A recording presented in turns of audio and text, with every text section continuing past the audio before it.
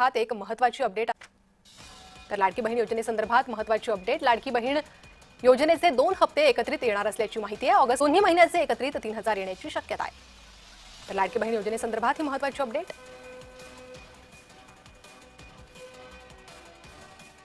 लाडक्या बहिणींनो आणि लाडक्या ताईंनो, खुशखबर 11 सप्टेंबर आजपासून तुमच्या अकाउंटला 3000 रुपये जमा होणार असं सरकारतर्फे मला काही कळवण्यात आलंय.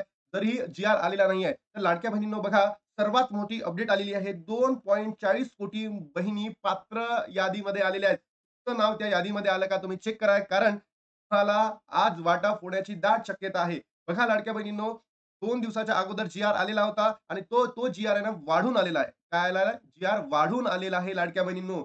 आज वाटप होऊ शकतो का याबद्दलची सविस्तर माहिती मी तुम्हाला देणार आहे. सोबतच लाडक्या बहिणींनो, निधीमध्ये वाढ झालेली आहे. येस, निधीमध्ये वाढ झालेली आहे. ज्या अपात्र बहिणी होत्या जून आणि जुलै महिन्यामध्ये, त्यांना पैसे मिळणार का याबद्दलही सविस्तर चर्चा व्हिडिओच्या माध्यमातून करणार आहे. ती मागणी होती की सर मागणी पत्र कुठपर्यंत आलाय? या मागणी पत्राबद्दलही मी सविस्तर चर्चा करणार आहे. सोबतच लाडक्या बहिणींनो, किती महिलांना लाभ मिळणार आहे? 2.40 कोटी महिलांना लाभ मिळणार म्हणजे मिळणार आहे. अपात्र बहिणींना काय? येस.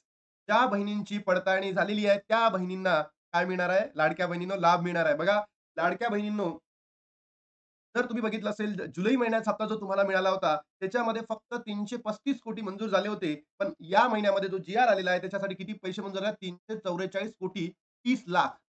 बरोबर? इतके पैसे मंजूर केलेले आहेत सामाजिक न्याय व विशेष विभागाने. सोबतच लाडक्या बहिणींनो, तर लास्ट महिन्यामध्ये जर तुम्ही बघितलं असेल, 30 जुलैला पहिला जी-आर आला होता आणि 31 जुलैला दुसरा जी-आर आलेला होता.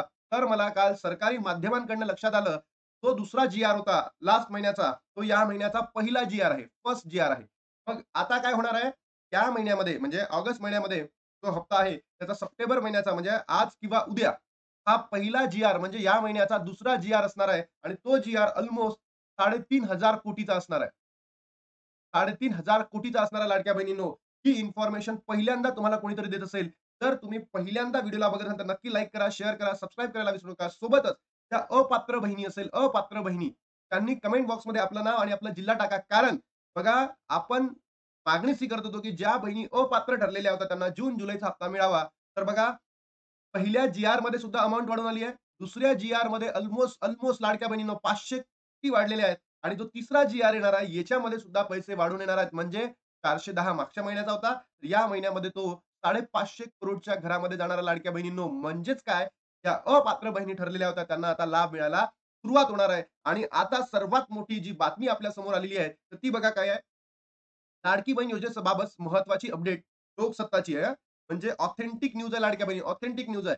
मुख्यमंत्री लाडकी बहीण योजना डिटेल्स. मुख्यमंत्री माझी लाडकी बहीण योजनेचा लाभ सरकारी आणि निमसरकारी कर्मचाऱ्यांना घेत नसतानाही काही महिला कर्मचारी खोटी माहिती देऊन योजनेचा लाभ घेतल्यासमोर पुढे आलेले आहेत. म्हणजे काय, की ज्या निमसरकारी आहे आणि सरकारी लाभार्थी आहे, त्या म्हणजे महिला आहे, त्यांना तर लाभ मिळत नव्हता, पण त्यांनी खोटे डॉक्युमेंट लाभ घेतलेला आहे. मला सरकारकडे एवढंच मागणी आहे, की योग्य पडताळणी करा. आताही अशा काही बहिणी आहे, की त्या सरकारी कर्मचारी आहे, सोबत त्या श्रीमंत आहेत, तरी सुद्धा त्यांना लाभ मिळत आहे. आणि ज्या बहिणी माझ्या अपात्र ठरलेल्या होत्या 26 लाख बहिणी, त्याच्यामध्ये असंख्य बहिणी अशा होत्या, की त्यांना खरंच पैशाची गरज होती. त्या विडो होत्या, विधवा होत्या, त्यांच्याकडे काहीच नव्हतं, तरी सुद्धा त्यांना लाभ मिळालेला नाहीये. तर योग्य पडताळणी करा आणि पडताळणी करून ज्यांना खरंच गरज आहे त्यांनाच तुम्ही पैसे द्या.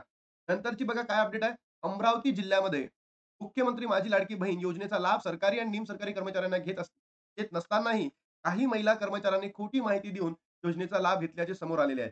मला इथे त्या बहिणींना दोष नाही द्यायचा. इथे मला सरकारला दोष द्यायचा आहे, की का? जेव्हा तुम्ही योजना आणली तेव्हाच तुम्ही सगळे निकष तपासायला पाहिजे होते. सरकारी कर्मचाऱ्यांचा डाटा तुमच्या जवळ होता, त्यांचं आधार कार्ड होतं, त्यांचं पॅन कार्ड होतं. तुम्ही का बरं तुमचे जे पडताळणी करणारे जे विभाग होते यांच्याकडनं योग्य केलेली नाहीये.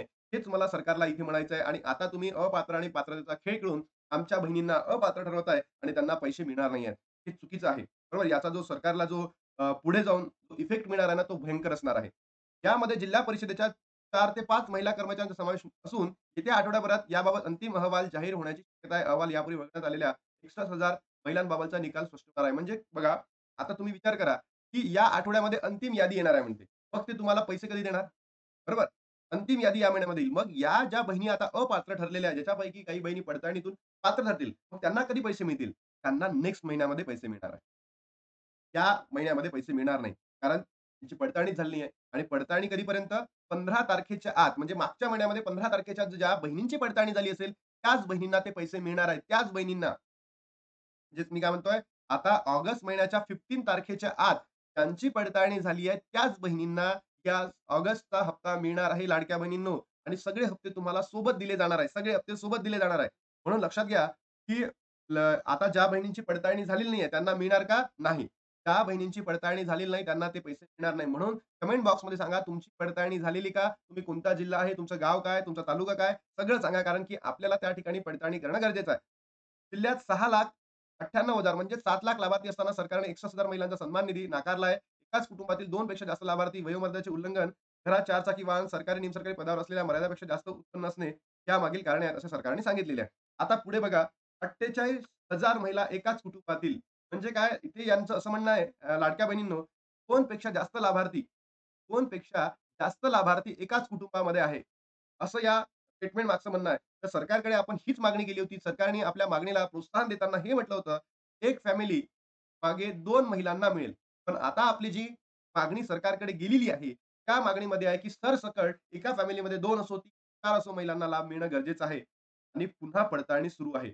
त्या लाडक्या बहिणीनं पडताळणी संपलेली नाही आहे. पडताळणी सुरूच आहे. अंगणवाडी सेविकाच्या माध्यमातून तालुक्याच्या ठिकाणी माहिती दिली जात आहे, की सर्व माहिती येत्या आठवड्यात जिल्हा परिषदेत दिली जाईल. त्यानंतर बऱ्याच महिला पुन्हा पात्र ठरू शकतात, असं सांगण्यात आलेलं आहे.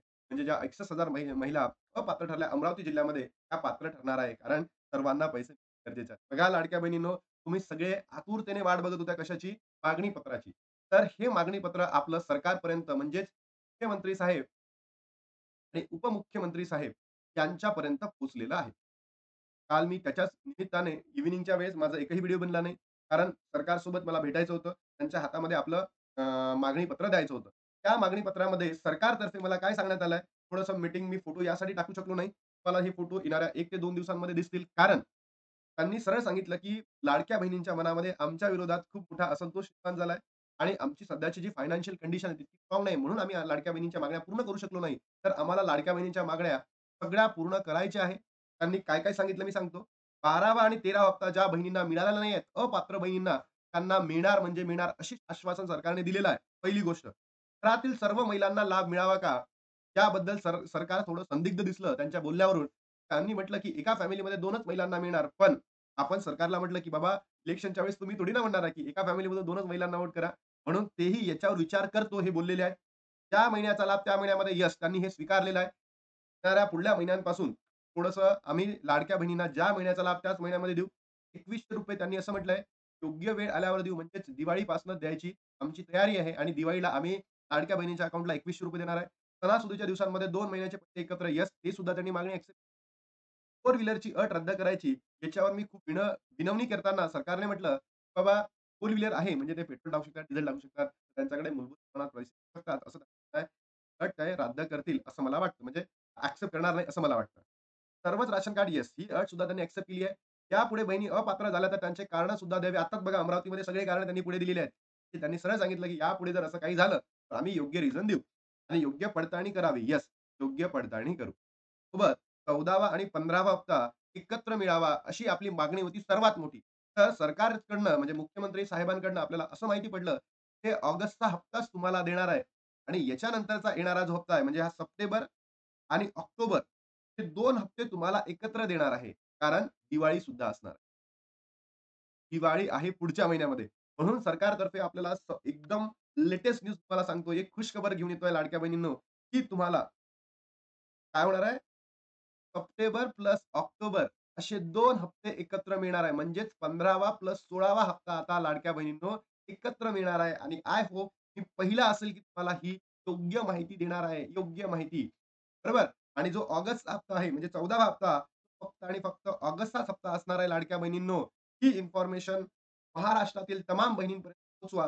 जेणेकरून तुम्हाला लक्षात येईल, की 15वा आणि 16 म्हणजे सप्टेंबर आणि ऑक्टोबरचा हप्ता एकत्र असेल.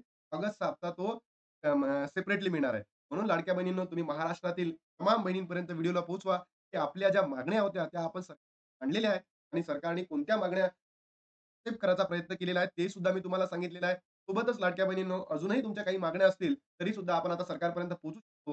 वेगवेगळ्या पद्धतीने पोहोचू, आपल्या व्हिडिओच्या माध्यमातून पोहोचू. तर तुम्ही व्हिडिओला नक्की लाईक करा, शेअर करा, सबस्क्राईब करायला विसरू नका आणि तुमचे काहीही प्रश्न असतील बॉक्समध्ये नक्की टाका.